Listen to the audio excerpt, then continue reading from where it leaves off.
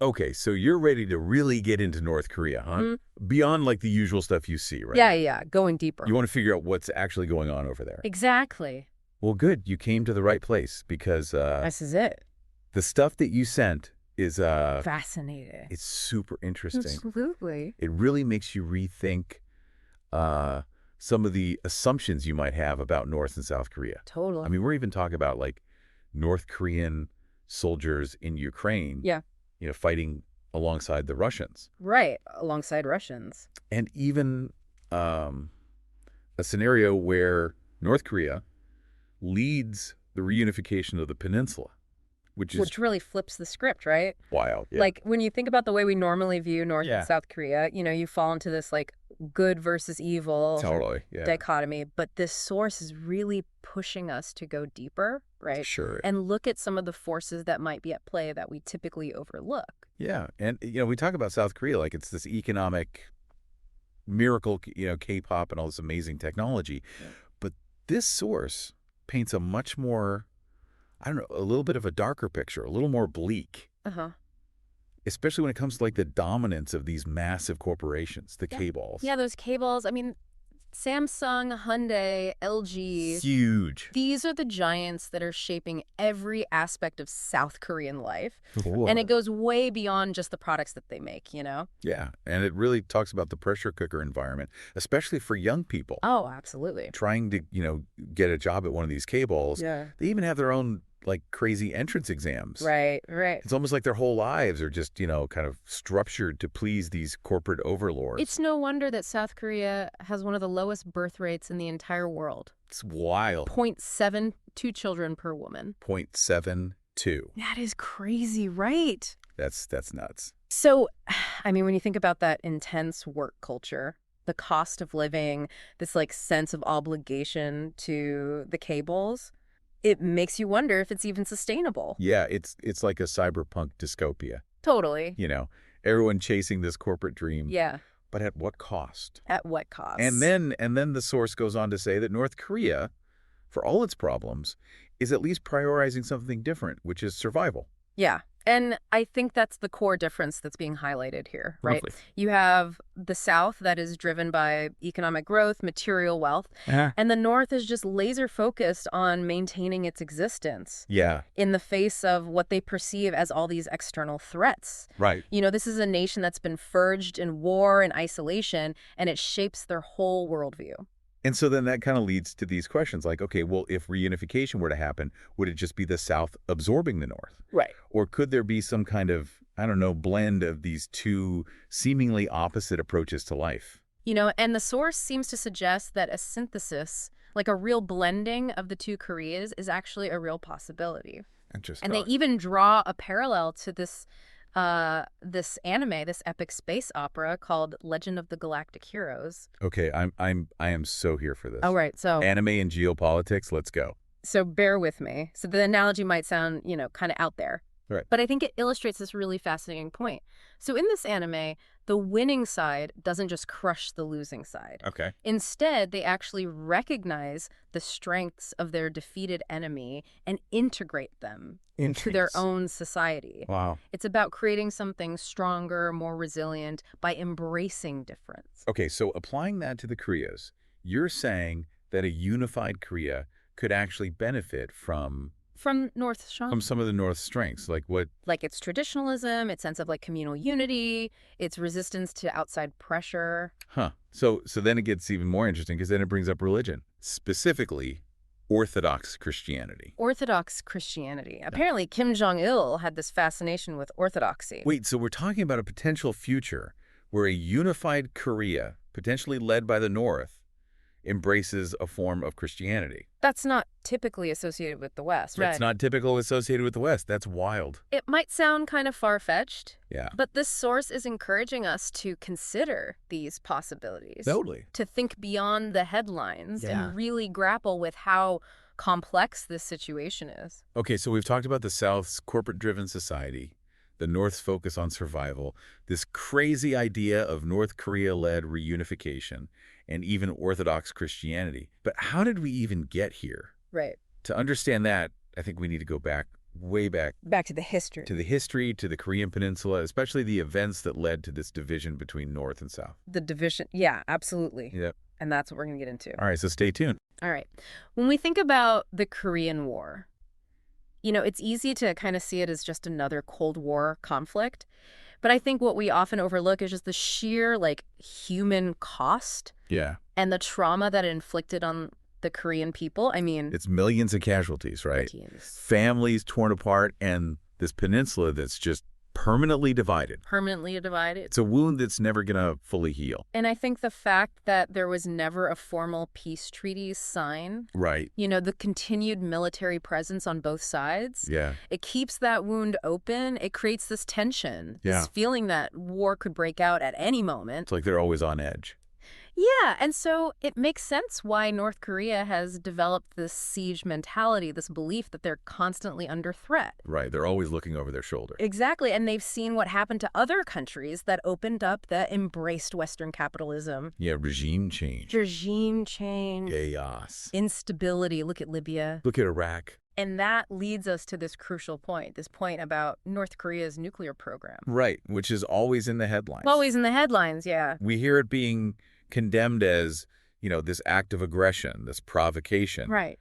But the author actually frames it as a means of survival. As a way to deter any potential attack, Yeah. to ensure that their regime continues to exist. So they're not trying to, take over the world. They just want to be left alone. Yeah, they want to be left alone. On their own terms. Exactly. It's like that porcupine, Okay, I like that. all prickly on the outside, but really it's just trying to protect itself from predators. So it's all about self-preservation. Yeah, self-preservation, and this also helps explain why the author suggests that Kim Jong-un might be open to denuclearization, Really? but only under very specific conditions. Like what? If he feels like his regime's security is guaranteed, that he doesn't have anything to fear from the West. Which makes me think back to when Trump met with Kim Jong-un back in 2018, Right. which was unprecedented. Right. So huge. A sitting U.S. president meeting with the leader of North Korea. Right.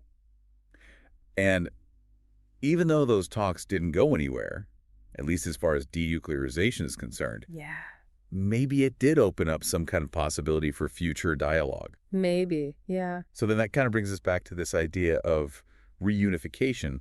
What would a unified Korea even look like? Yeah. Would it be a democratic capitalist state like the South? Right. Or would it be something totally different? I mean, if we're following this author's line of thinking, Mm. a simple absorption of the North by the South probably wouldn't really work. It wouldn't address the underlying issue. Right. It wouldn't necessarily create stability in the long run. Right. They're arguing for something much more nuanced, a real synthesis of the strengths of both Koreas. So we're back to Legend of the Galactic Heroes, Back to the anime. where the winning side recognizes the value of what the other side brings to the table. Exactly. So in this case, it means acknowledging that North Korea, despite its flaws, has something to offer.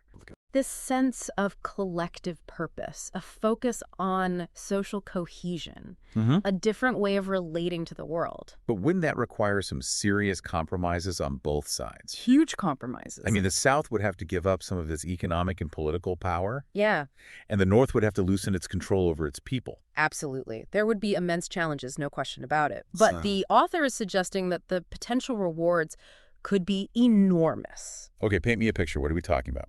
Okay, well, imagine a Korea that is no longer burdened by this division. Okay. A Korea that can fully harness the economic dynamism of the South Right. and the resourcefulness of the North. A Korea that can play a leading role in global affairs, that can bridge the gap between East and West. So it's not just the South propping up the North, No, it's a true partnership. where each side contributes its unique strengths Exactly. to this new unified entity. It's like when a startup merges with a company that has decades of experience. Right. There are going to be growing pains, but there's also this massive potential Right. for innovation and growth. So what about the people? Yeah. How would average, everyday Koreans experience this new reality?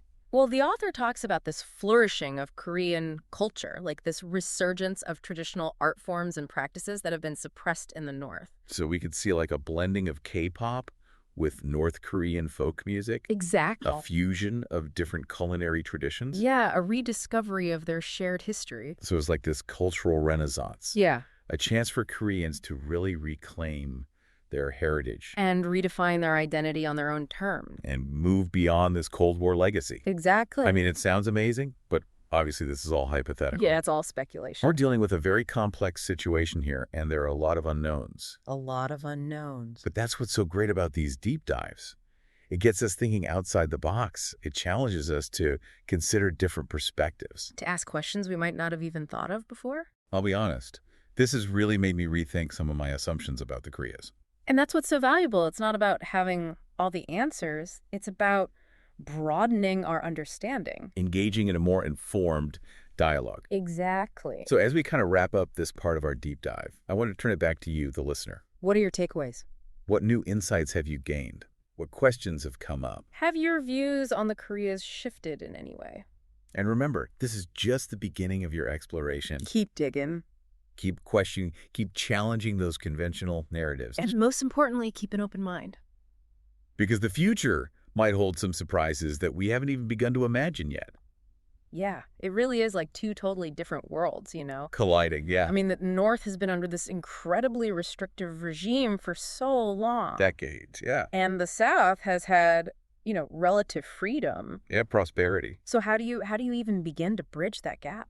The source acknowledges that it wouldn't be easy. There's going to be a lot of distrust, a lot of cultural misunderstandings. Yeah. Imagine trying to integrate two workforces, two economies Right. that have been operating under completely different systems and expectations. Yeah. And what about like the social implications? I Yeah. mean, I'm sure there'd be tons of family reunifications, Absolutely. but also potentially like mass migrations, economic disparities, Right. even like, competition for resources. It would be a monumental undertaking. And I think the source really doesn't Yeah. sugarcoat those difficulties, but it also highlights Yeah. What are some of the possibilities, some of the silver linings. Okay, yeah. Tell me about the silver linings. Okay, well, first of all, think about the economic potential. Right. I mean, North Korea has all these untapped natural resources, Yeah. a relatively young workforce, people who are, eager to work. They got the manpower, They got the manpower, and then the South has the technology, the capital, the know-how. the know-how, the global connections. So it's not just about the South propping up the North. It's really about this, like you said, a synergistic relationship Absolutely. It's like a partnership. where both sides bring their A game Yeah. and contribute to something bigger. It's mutually beneficial, yeah. And then how would like average people, how would they experience this new reality? Well, the author talks about this potential for a real flourishing of Korean culture, Okay. like a resurgence of traditional art forms, practices that have been suppressed under the North Korean regime. Oh, interesting. Like, imagine this blending of K-pop and North Korean folk music, Wow. a fusion of culinary traditions, Oh, that'd be amazing. a rediscovery of their shared history, So it's almost like a cultural renaissance. a renaissance, yeah. A chance for Koreans to define themselves on their own terms. Free from the shadow of the Cold War, yeah. And free from all this external influence that's kind of shaped their destinies up until now. Exactly. That's a really optimistic picture, but we do have to remember that this is just one interpretation Right. It's speculation. of a very, very complex It's situation. a complex and fluid situation. But I think that's what makes these deep dives so interesting. It really gets you thinking. Yeah, it gets you thinking. It pushes us to go beyond the headlines, Absolutely. to consider these alternative perspectives, to ask questions that we might not have even thought of before. I'll be totally honest. This has really challenged some of my own assumptions about the Koreas. And I think that's ultimately the most valuable thing. It's not about having all the answers. It's about expanding our understanding. And being open to new possibilities. Exactly. So as we wrap up this deep dive, I want to leave you with a few questions to ponder. What are your takeaways from this conversation? What new insights have you gained? Have your views on the Koreas shifted at all? And remember, this is just the beginning of your exploration. Yeah, keep digging, keep questioning, keep challenging the conventional wisdom. Keep an open mind. And who knows? Maybe the future holds some pretty amazing surprises in store. Yeah, I think so. All right, thanks for joining us. It's been a pleasure.